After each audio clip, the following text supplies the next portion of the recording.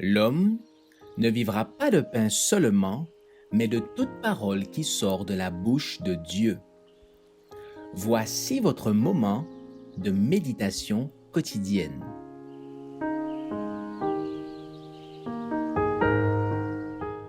Vous recevrez une puissance.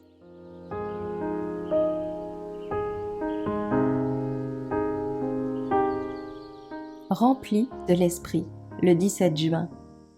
Les disciples, quant à eux, étaient remplis de joie et d'Esprit Saint. Acte 13, verset 52.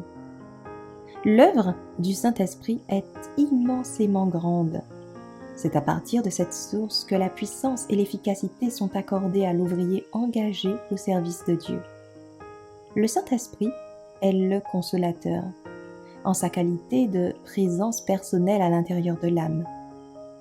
Celui qui regarde au Christ avec une foi simple, semblable à celle d'un enfant, est rendu participant de la nature divine par l'action du Saint-Esprit.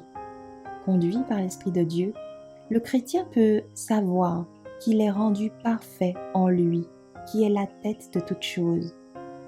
Comme le Christ a été glorifié le jour de la Pentecôte, de même sera-t-il glorifié à nouveau quand s'achèvera l'œuvre de l'Évangile.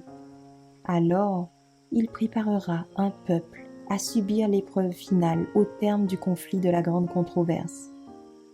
Quand la terre sera éclairée de la gloire de Dieu, nous assisterons à une œuvre semblable à celle qui a été réalisée lorsque les disciples, remplis du Saint-Esprit, proclamèrent la puissance du Sauveur ressuscité. La lumière du ciel pénétra les esprits enténébrés de ceux qui avaient été trompés par les ennemis du Christ. Ainsi, les fausses idées qu'ils nourrissaient à son sujet s'estompèrent.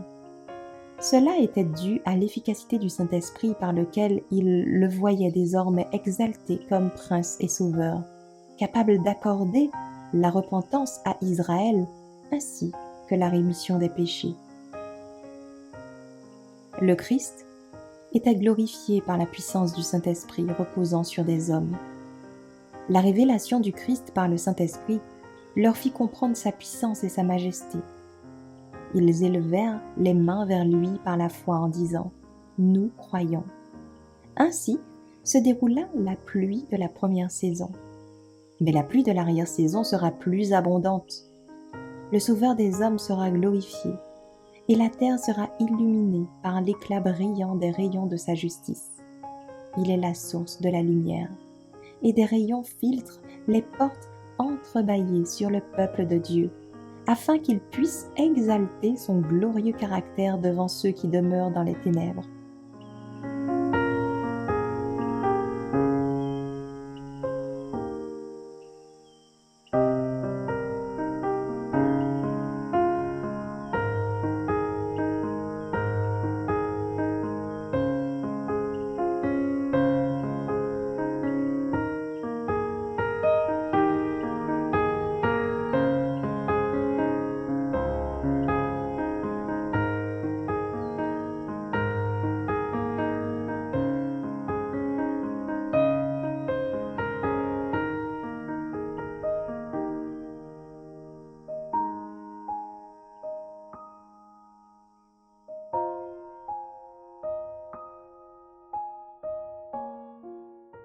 Merci d'avoir écouté cette présentation.